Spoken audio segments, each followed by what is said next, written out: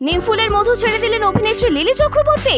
গত 2 সপ্তাহ ধরে বেঙ্গল টপারের শিরোপা অর্জন করেছে নিমফুলের মধু। চমকপ্রদ সব টুইস্ট এনে দর্শকদের আগ্রহ ধরে রাখতে সক্ষম এই মেগা। কিন্তু বেশ কিছুদিন হলো সিরিয়ালে দেখা মিলছে না বর্ষীয়ান অভিনেত্রী লিলি চক্রবর্তীর। পরপর নতুন টুইস্ট আসলেও দত্ত পরিবারের সর্বা ঠাম্মির দেখা নেই। ঠাম্মির চরিত্রে দর্শকদের বড্ড প্রিয় হয়ে উঠেছেন লিলি চক্রবর্তী।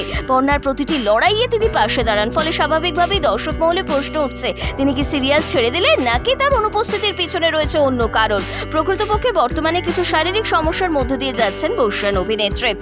ঋতু পরিবর্তনের জন্যই তিনি অসুস্থ হয়ে পড়েছেন, সেই কারণেই সাময়িক বিরতি নিয়েছেন তিনি।